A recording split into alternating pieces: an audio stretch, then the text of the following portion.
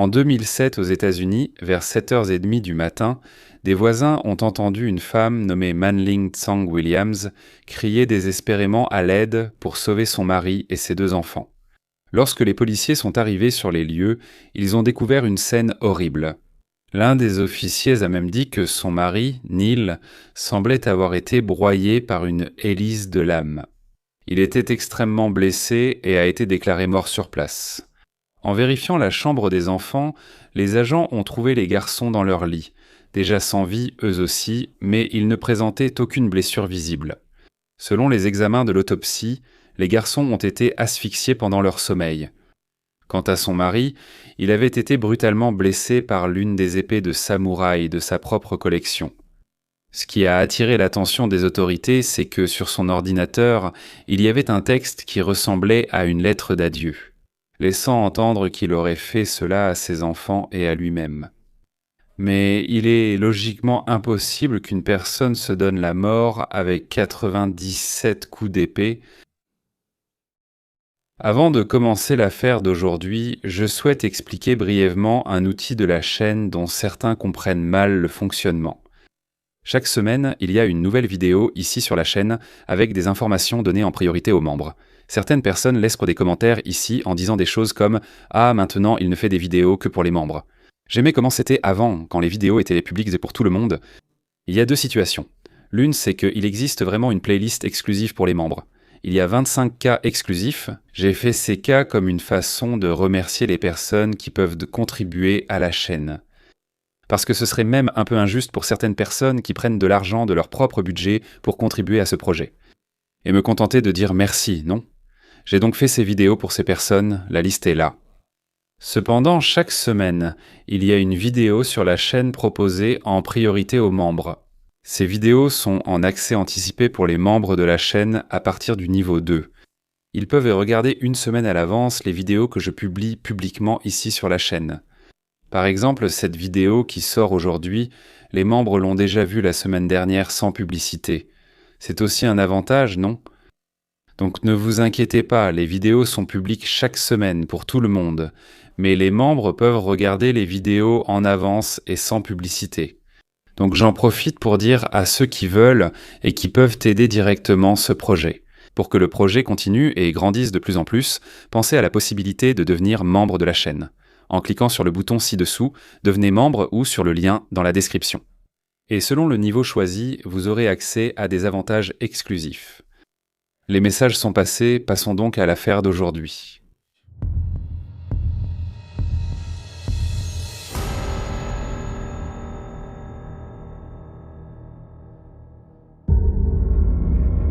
Maylin Tsang est née le 10 janvier 1979 en Californie, aux États-Unis.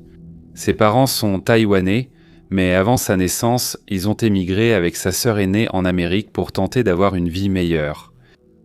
Cependant, être née aux États-Unis n'a pas été un avantage pour Maylin, car elle a souffert de rejet au sein même de sa propre famille.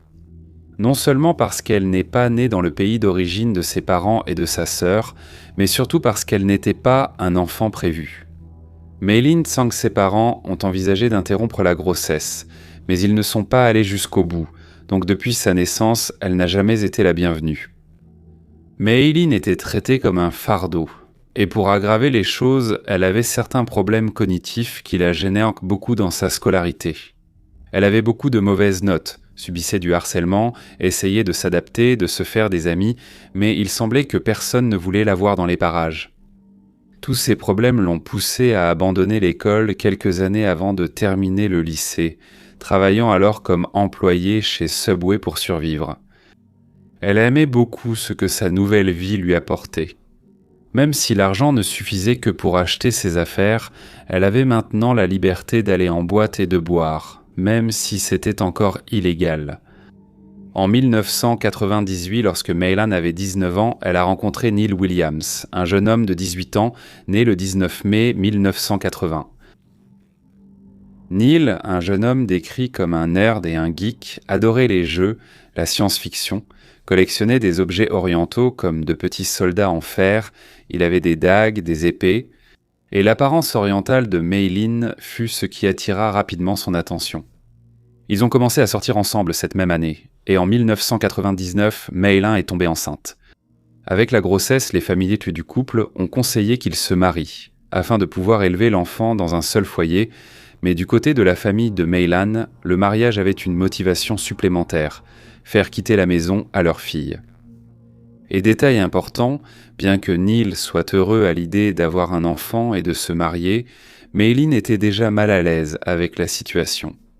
Les responsabilités que la vie de mère allait lui apporter étaient quelque chose qu'elle n'avait absolument pas prévu d'assumer à seulement 20 ans.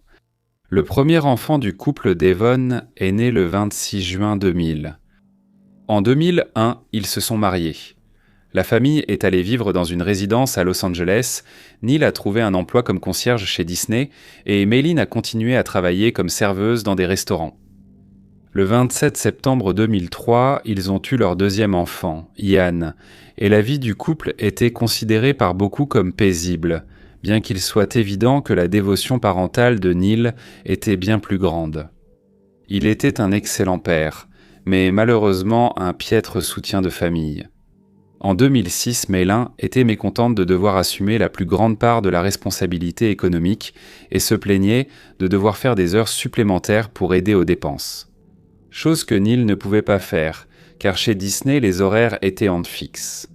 Il a donc démissionné et a commencé à travailler de manière indépendante comme vendeur de police d'assurance, mais cela n'a pas beaucoup aidé. N'étant pas doué pour la vente et le travail étant payé à la commission.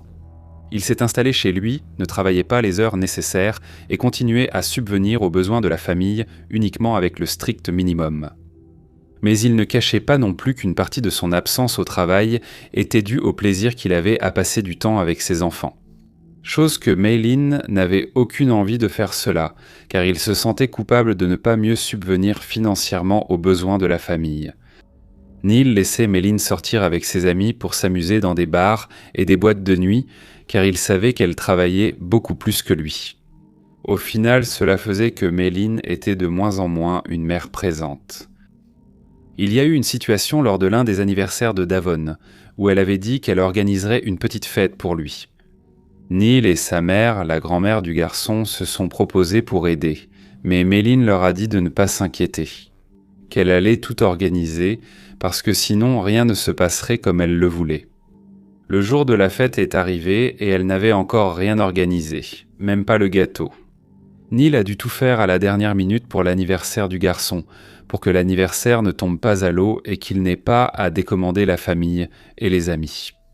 Au premier semestre 2007, Milim a commencé à parler avec quelques voisins, disant qu'il faisait des cauchemars constants.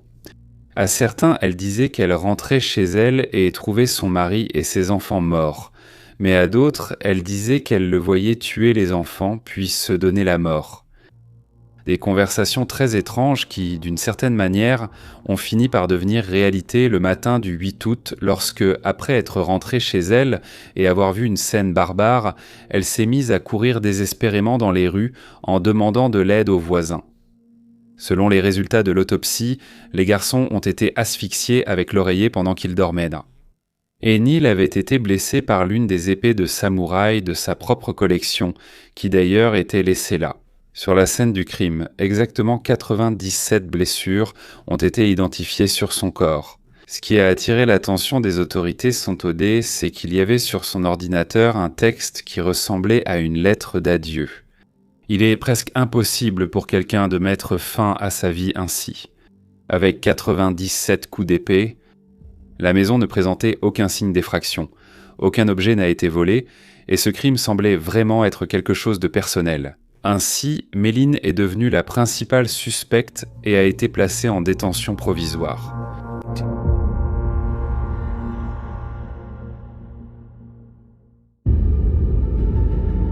Maylin a raconté que, la nuit précédente, le 7 août, elle était sortie avec des collègues de travail.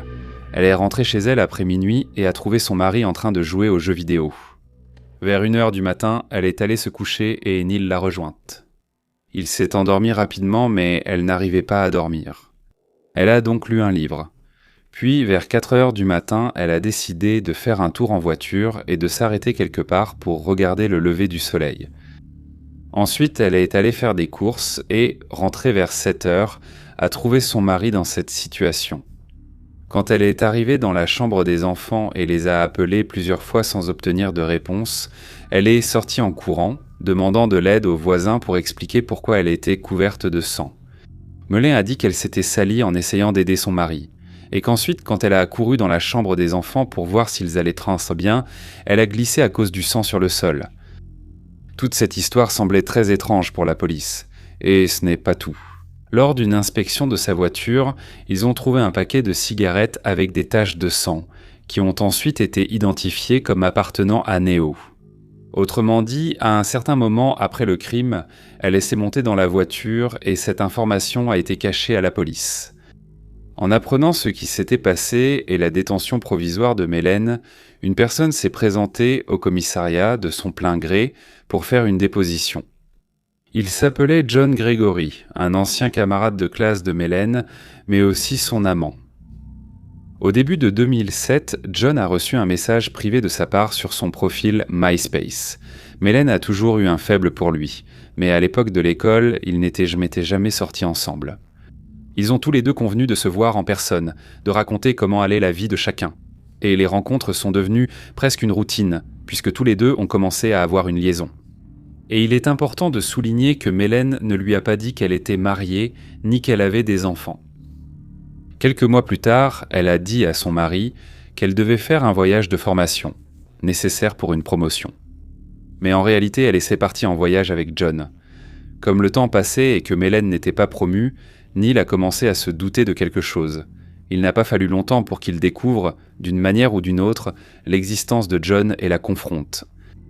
Elle, de son côté, n'a rien nié, mais Neil a dit qu'il serait prêt à lui pardonner si elle arrêtait de voir le jeune homme. Elle s'est excusée, a dit qu'elle mettrait fin à sa relation avec son amant, mais ce n'est pas ce qu'elle a fait. Comme leur rencontre devenait maintenant moins fréquente, John a commencé à soupçonner que quelque chose n'allait pas, et il n'a pas tardé à découvrir que Mélin était mariée. Elle, bien qu'elle ait essayé de cacher son amant à son mari et son mari à son amant, n'a pas cherché à inventer d'excuses lorsque les deux ont découvert l'existence l'un de l'autre. À John, elle en a profité pour dire qu'elle avait aussi 2 enfants et que les rencontres étaient devenues moins fréquentes parce que son mari avait tout découvert. Il a alors dit qu'il ne voulait plus continuer cette relation car il ne voulait pas être la cause de la destruction d'une famille. Melin a alors demandé si, en demandant le divorce, ils pourraient avoir une chance tous les deux, puisqu'elle avait une liaison avec lui à cause de son insatisfaction. Lors de la rencontre précédente, avant qu'ils ne se retrouvent, John a dit qu'il allait réfléchir, qu'il ne pouvait pas donner de réponse à ce moment-là, d'autant plus qu'il y avait beaucoup d'informations à traiter d'un seul coup. Elle était triste, mais elle a dit qu'elle comprenait.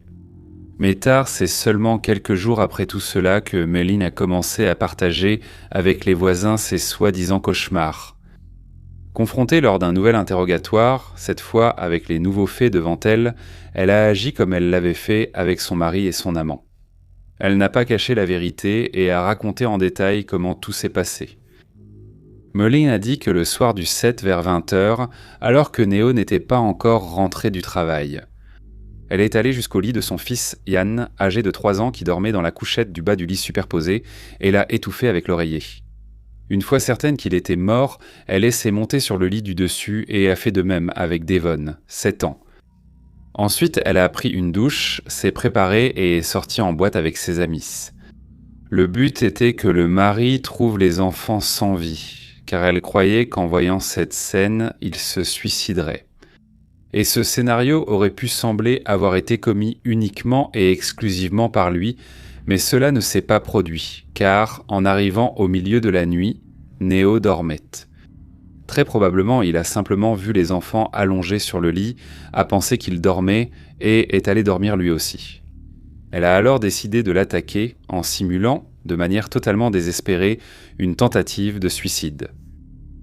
Elle a mis 3 gants en latex à chaque main, a pris l'un des sabres de samouraï de sa collection et, pendant qu'il dormait, a commencé à le frapper. Neo s'est réveillée et, désespérée, a essayé de s'enfuir, tandis qu'en même temps, elle courait derrière lui, continuant à le frapper. Il n'est pas allé très loin, s'effondrant près de l'escalier. Meili ne savait pas dire combien de fois elle avait frappé son mari, mais comme je l'ai dit plus tôt, selon l'autopsie, c'était exactement 97 fois. Elle a alors changé de vêtements, les a mis dans un sac et est sortie en voiture, a jeté les vêtements et les gants dans une poubelle près de la maison et est sortie pour voir le lever du soleil. Min Lee n'a jamais expliqué la motivation de ses actes, mais elle disait simplement qu'elle ne savait pas qu'elle avait fait cela. Mais le ministère public préparait l'affaire pour présenter une version selon laquelle elle avait fait tout cela pour vivre le rêve d'adolescente, celui d'être avec son crush de l'école. Lynn a été inculpée de 3 chefs d'accusation de meurtre au premier degré et est restée en détention en attendant son procès.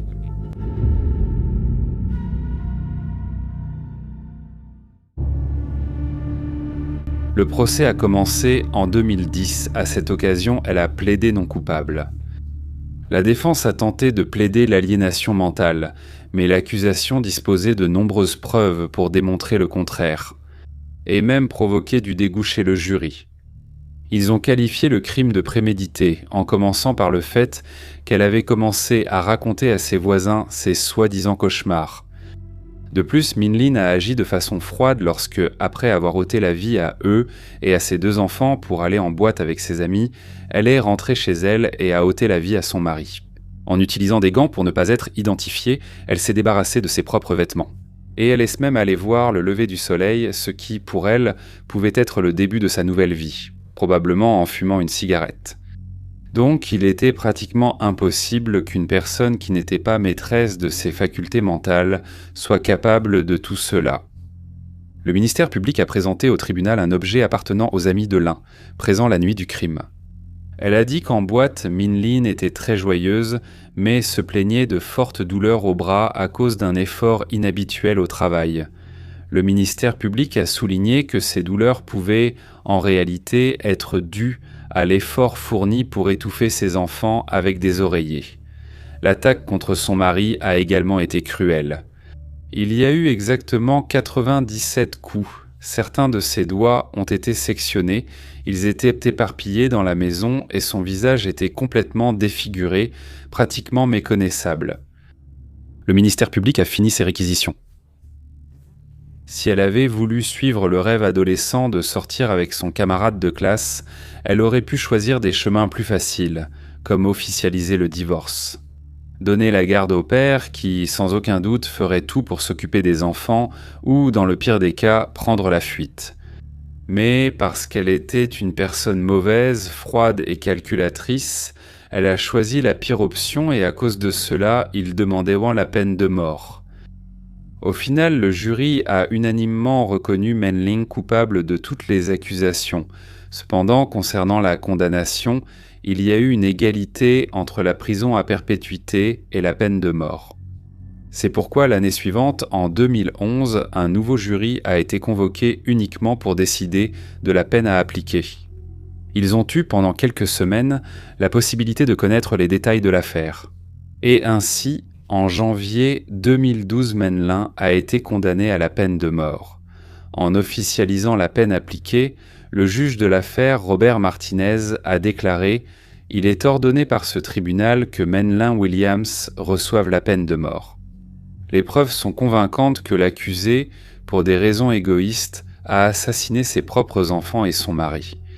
Et sa motivation était un désir adolescent et narcissique de commencer une nouvelle vie avec un autre homme, libre des obstacles d'une vie de famille. Fin de citation. Sans possibilité de demander une libération conditionnelle, Min Lee reste dans le couloir de la mort du centre de détention pour femmes de Californie, attendant simplement la date de son exécution.